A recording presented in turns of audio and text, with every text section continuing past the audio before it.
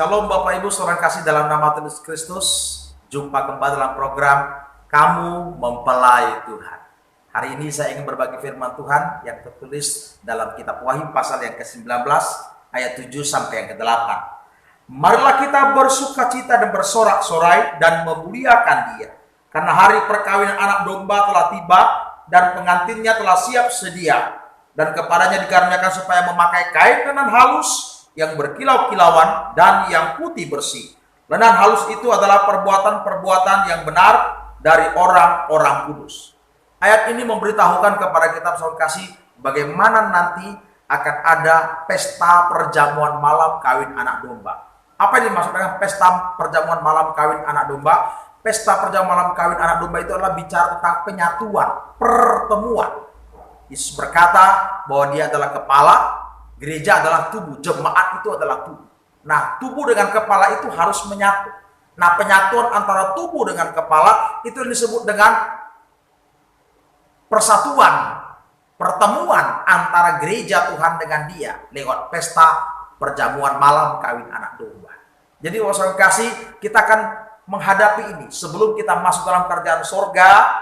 Kita dibawa pesta perjamuan malam kawin anak domba lebih dulu. Baru kita akan dibawa masuk ke dalam kerajaan sorga yang kekal yang sudah Dia janjikan kepada kehidupan kita. Nah, kita melihat saudara kasih ayat ini memberitahukan kepada kita bahwa dalam pesta perjamuan malam kawin anak domba itu ternyata mempelai wanitanya sudah siap sedia.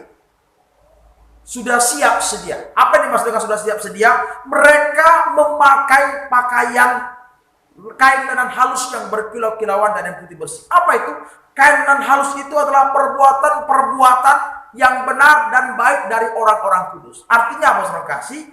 Ternyata kehidupan yang akan menjadi mempelai wanita Tuhan itu adalah orang yang pertama hidup benar, kudus, dan melakukan perbuatan-perbuatan yang baik. Bapak saudara kasih, jadi kita sebagai kehidupan yang ingin menjadi mempelai wanita Tuhan, kita ingin bertemu dengan Dia, kita ingin bersatu dengan Dia, kita ingin bersama-sama dengan Dia selama kerajaan surga. Maka yang pertama, kita harus hidup benar. Hidup benar artinya hidup sesuai dengan kehendak Allah. Hidup dalam kekudusan, bahkan melakukan perbuatan-perbuatan baik. Bapak Ibu saudara kasih. Nah, jadi gereja Tuhan dipersiapkan oleh Tuhan untuk menjadi mempelainya. Nah, bagaimana gereja Tuhan untuk bisa menjadi mempelai wanitanya? Maka gereja itu perlu mendapatkan firman. Firman yang menyucikan. Saya bacakan Bapak saudara kasih dalam surat 2 Timotius pasal yang ketiga ayat 16-17. Segala tulisan yang diilhamkan oleh Allah memang bermanfaat untuk mengajar, untuk menyatakan kesalahan, untuk memperbaiki kelakuan, dan untuk mendidik orang dalam kebenaran. Dengan demikian, tiap-tiap manusia kepunyaan Allah diperlengkapi untuk setiap perbuatan baik. Nah, gereja Tuhan perlu firman. Firman apa? Firman yang mengajar, yang mendidik, yang menyatakan kesalahan, dan memperbaiki kelakuan sehingga mereka kembali kepada kebenaran. Nah, ini Bapak saudara kasih. Ternyata firman penyucian itu ternyata membentuk kehidupan kita semua. Bersih, suci, bahkan sampai menjadi kehidupan yang bisa berbuat yang baik, Bapak Ibu saudara. Jadi jangan salah berpikiran bahwa kalau firman yang keras disampaikan, firman yang tajam itu disampaikan, itu membuat orang akan jauh meninggalkan gereja. Sayang Bapak saudara. Ya, itu salah, pemikiran yang salah. Kita sebagai kehidupan harus memikirkan ini. Orang kalau semakin diperbaiki oleh Allah, maka dia akan semakin berjuang untuk berbuat yang baik oleh Allah. Dalam kehidupannya, dia akan berjuang untuk melakukan yang sesuai dengan kehendak Allah. Nah, sebab itu kita harus berhati-hati. Ya, surat 2 Timotius pasal 4 juga menyebutkan kepada kehidupan kita saudara kasih bahwa firman yang sehat itu, firman ajaran yang sehat itu adalah firman yang menegur. Ya, bukan yang menyenangkan telinga.